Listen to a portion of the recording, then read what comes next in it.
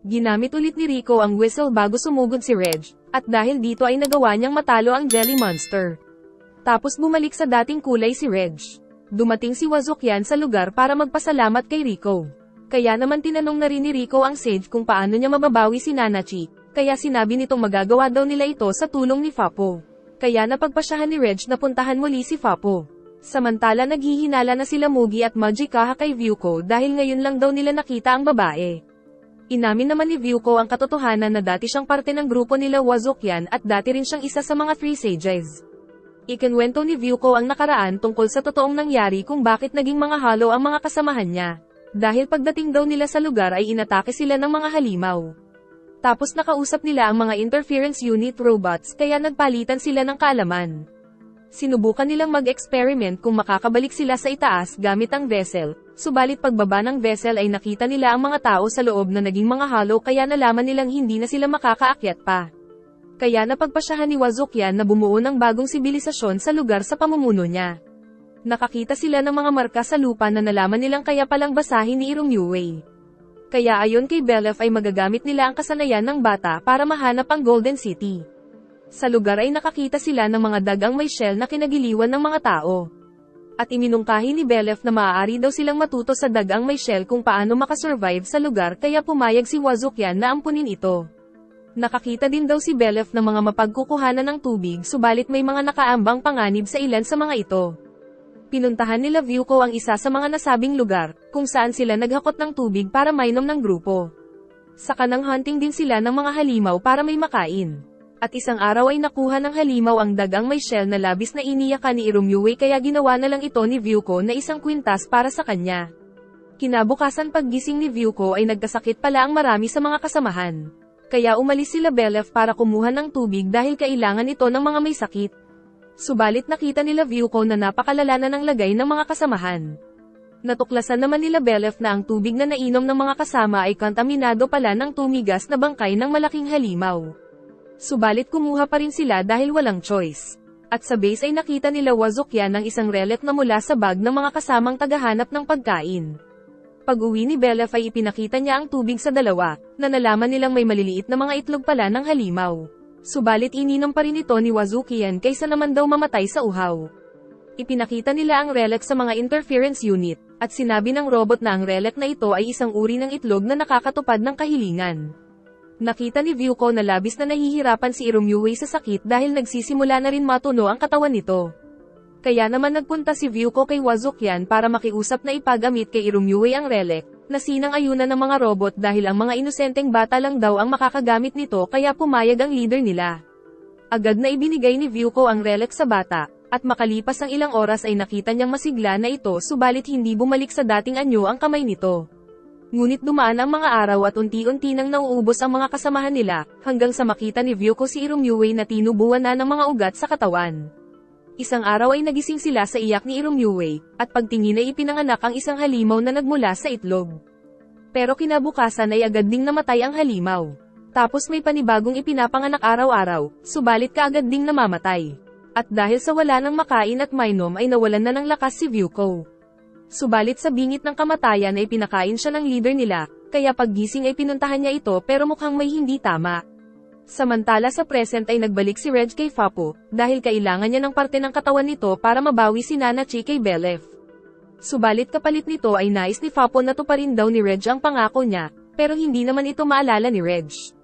Pero sa kabila nito ay walang pag-aalinlangan na ibinigay ni Fapo ang isa niyang kamay kay Reg alang-alang sa pangako. Samantala sa nakaraan ay nagsisisi si Belef dahil sa nakain niya nang malaman kung saan ito nanggaling. At nakita din ni Vyuko ang karumal-dumal na pagkatay ni Wazukyan sa mga anak ni Irumyuei na siyang ipinapakain sa mga kasamahan para mabuhay sila. Dahil dito ay naisip ni Vyuko na tapusin ang sariling buhay, subalit niyakap siya ni Irumyuei. Pinipilit naman ni Belef na huwag kumain ng mga anak ni Irumyuei kaya nawalan na siya ng lakas. Samantalang nagpatuloy ang mga kasama sa pagkuha ng mga anak ni Irumyuei na labis nitong ikinakalungkot. Isang araw ay sinilip ni Vyuko ang butas sa katawan ni Irumyuei nang makita na nasa loob pa rin pala ang relic. Ngunit sinabi ni Wazukyan na bagong relic na daw ito na ibinigay niya kay Irumyuei sa tulong ng mga robot. Nagalit si Vyuko dahil lalong nagdusa si Irumyuei nang biglang yumanig dahil sa paggalaw ng malalaking galamin nito. Saka sinabi ng leader na panahon na daw para makita nila ang tunay na kahilingan ni Irumyuwei. Sinundan nila si Irumyuwei sa paglalakad ngunit nakasalubong nila ang mga mapanganib na mga halimaw na ibon na agad na nadagat ang isang kasamahan. Tumigil si Irumyuwei sa isang bangin sa di malamang dahilan saka nito kinuha ang mga halimaw na ibon sa paligid para gawing pagkain. At si Belef naman ay nais din magpakain kay Irumyuwei. Kaya nagkaroon ng isang lagusan mula sa katawan ni Irumyuwei, at dito pumasok si Belef. Na di kalaunang naging isang malaki at mahabang hollow. Pagkatapos ay ginawa din ito ng lahat ng kasamahan maliban kay Vyuko. Dahil sa tingin niya ay hindi kailanman nanaisin ni Irumyuwei na gawing mga hollow ang lahat ng mga kasama. Saka siya nagpunta sa bangin para tapusin ang sariling buhay subalit niligtas siya ng leader nila kaya nakita niyang may sakit pa rin pala si Wazukyan, at ito ang dahilan kung paano nakulong si Vyuko sa kailaliman dahil kay Wazukyan nakaka-transform lang bilang isang hollow. Ang katawan ni Irumyuwei ang naging bago nilang tahanan kaya nakakaramdam si Vyuko ng mga signal mula sa labas kaya nalaman niya na naging mga hollow ang lahat ng mga kasamahan. At isang araw ay napisa ang itlog saka lumabas ang huling anak ni Irumyuwei na si Fapo, na siyang nagmana ng sakit at puot na naramdaman ng nanay niya kaya mabagsik ito. Sa present pagkatapos magkwento ni Vyuko ay tinanong ni Riko kung ano ang nais gawin ni Fapo. At giit ni Vyuko na ang nais ni Fapo ay sirain ang village para mapalaya ang kaluluwa ng nanay nitong si Irumyuwei. Subalit hindi nito magawa dahil hindi ito makadaan sa lagusan dahil sa kasamaan nito. Dala-dala ni Reg ang kamay ni Fapo habang nakasakay siya sa ulo ng batang robot. Mamaya ay nalaman nila kay Gabo na nababaliw daw ang mga halimaw sa amoy ng dugo ni Fapo, kaya giit ng Princess of Hollows na kailangan ng magmadali ni Reg. Sa pagbalik ni Reg ay sinalubong siya ni Riko habang sa malayo ay pinagmamasdan lang sila ni Fapo.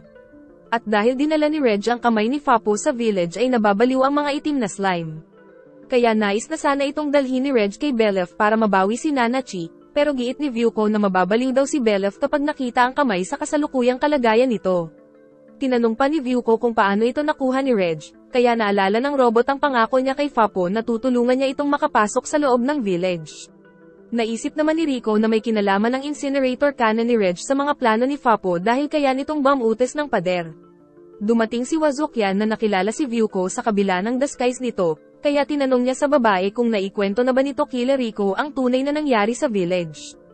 Subalit kahit na alam na ni Riko ang kasaysayan ay hindi pa rin niya kinamuhian si Wazukyan sa kabila ng mga ginawa nito dahil gusto niya daw ang village.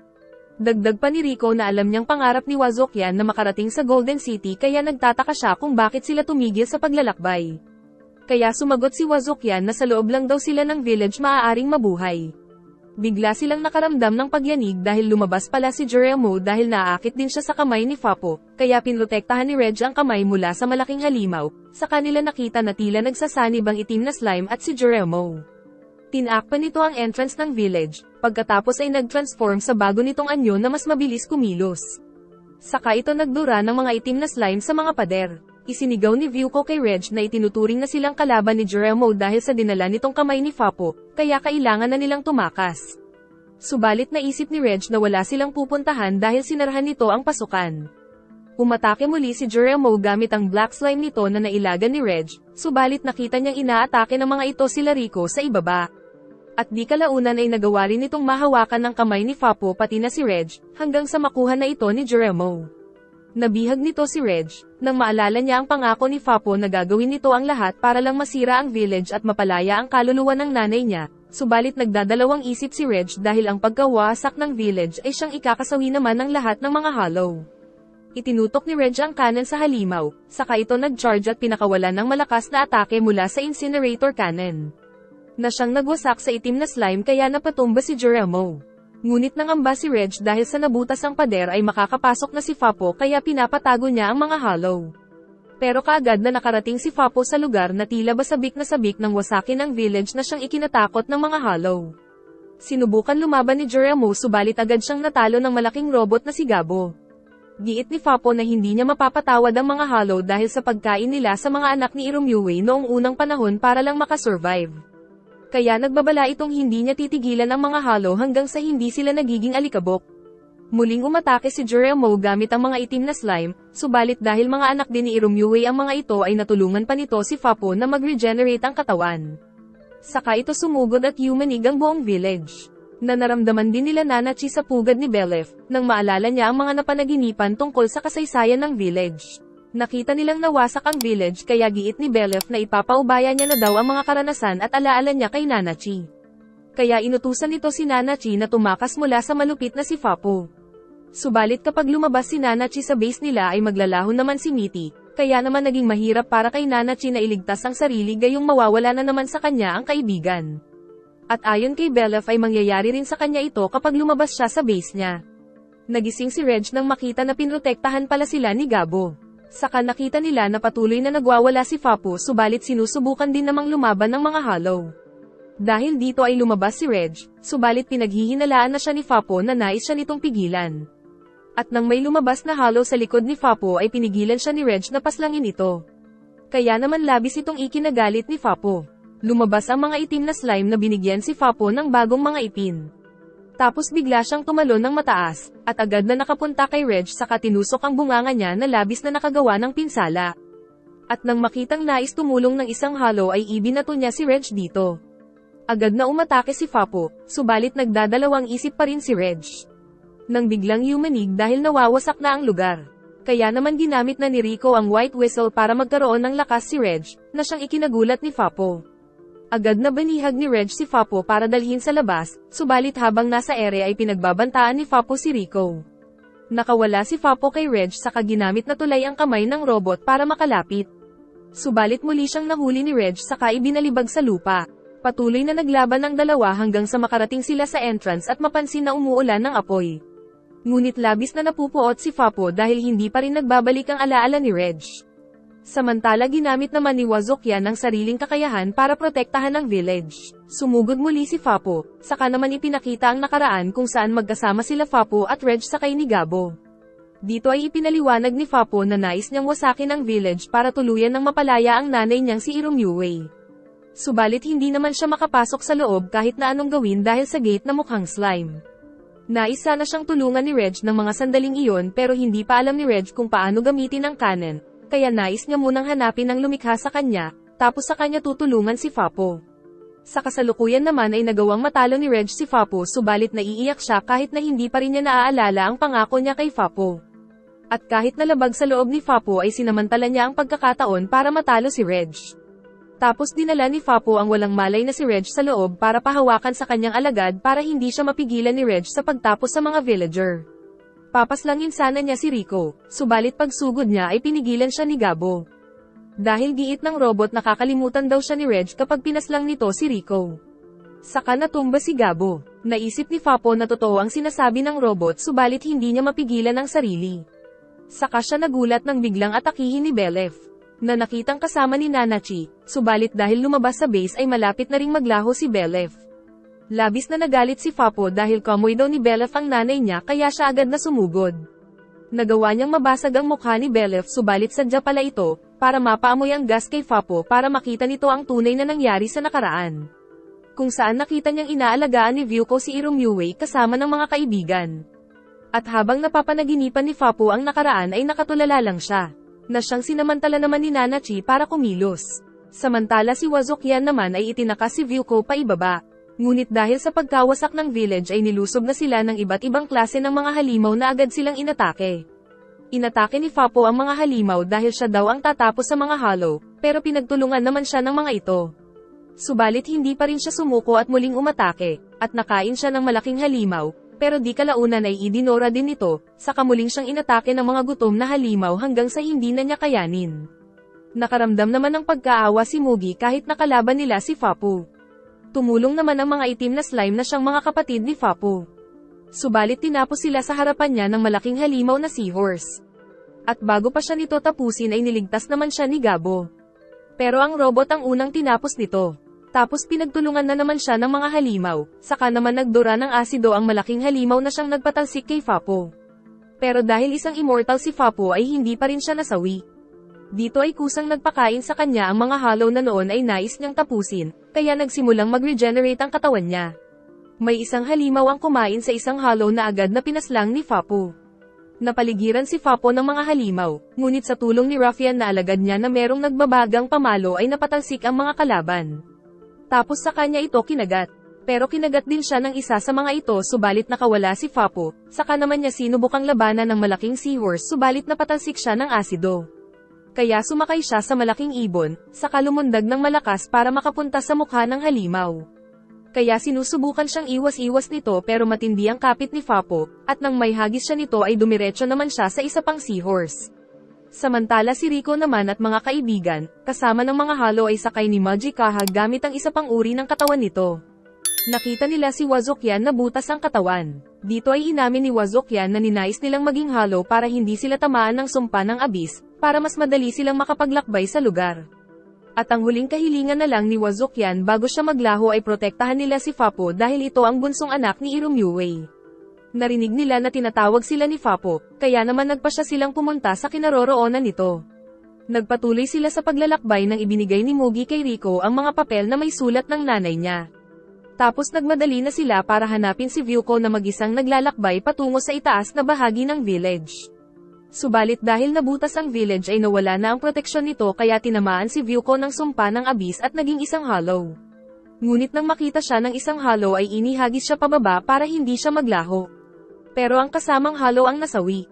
Tapos nasaksihan ni Nanachi ang pagpasok ng force field sa butas na may dalang sumpa. Sa kanila dinala si Vyuko. Samantala si Fapo ay patuloy na nakikipaglaban sa malaking seahorse. Dumating din doon si Reg para tumulong na labis na ikinatuwa nito.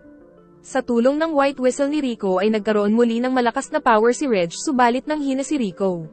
Sumugod si Reg at gamit ang bagong lakas ay nagawang mapatumba ang malaking seahorse. Samantala si Fapo naman ay nagpunta sa mga halo na nagmula sa village, dahil nais niyang kainin ang mga ito para magkaroon siya ng pambihirang lakas para matalo ang mga halimaw. At maluwag namang tinanggap nila Mugi ang tadhana nila. Sa pakikipaglaban ni Reg ay nakalabas siya ng village, kaya nalaman niyang may mga ugat pala na kagagawa ni Wazokyan, na siyang ginamit ng mga halimaw para makapasok sa loob. Dahil dito ay naisipan ni Reg na putulin ang tulay gamit ang mabilis na pag-ikot ng bakal niyang kamay. Kaya nahulog ang mga seahorse sa malalim na bangin. Samantala si Fapo naman ay nagpalabas ng mga kulay puting slime, kung saan ito ang mga katawan ng mga halo sa village na kinain niya. Kaya nagkaroon ng malawakang pagyanig sa lugar kaya tumakas na sila Majikaha na sakay ang mga bida. Ipinagpatuloy ni Fapo ang ginagawa hanggang sa makarating ang mga puting slime sa pinakatoktok ng village at nagsimulang gumuho ang lugar. Nakabalik na rin si Reg sa kanila kaya pinrotektahan niya ang mga kasama sa mga nahuhulog na bato. Dahil sa ginawa ay naubos ang lakas ni Fapo hanggang sa mahulog siya sa bangin. Subalit iniligtas naman siya ni Reg. Patuloy na gumuho ang lugar, at hindi na rin makalakad si Majikaha dahil nasira ang lahat ng mga paa niya. Dahil dito ay lumabas si Majikaha sa katawan saka pumasok sa katawan ni Fapo para makontrol ito. Subalit giit ni Majikaha na ikasasawi niya ang ginawa niya. Sa kanya tinulungan si Reg na protektahan ng mga kasama sa mga nahuhulog na mga bato. Hanggang sa magising si Rico at sabay-sabay nilang nasaksihan ang bunga ng mga naganap, kung saan nanghihina ang malaking seahorse. Natuluyang pinaslang ng kasama niya, kaya kinain ito ng mga halimaw. Malungkot ang magkakaibigan dahil sa nangyari, subalit nanatili pa ring may ngiti sa mukha ni Rico. Tapos tuluyan nang nasawi si Vyuko na labis na ikinalungkot ni Fapo. Inilibing nila si Vyuko, tapos nilagyan ni Fapo ng puntod gamit ang mga bato. At dahil sa nalulungkot si Fapo ay niyaya na lang siya ni Reg na sumama sa kanila. Pero nagtatampo si Fapo dahil sa kinalimutan siya ni Reg. Nalaman din nilang naririnig ni Fapo ang boses ni Prushka na siyang white whistle ni Rico. At sa huli ay tumingin sa malalim na bangin si Fapo saka naisip kung ano ba talaga ang papel na dapat gampanan ng immortal na prinsesa ng mga hollow. Nag-enjoy ka ba? Ito na po ang last part sa series na ito. Salamat po sa panonood at pakiabangan po ng susunod natin na series saka mag-like and subscribe ka na rin Lodi para sa mas marami pang mga recap.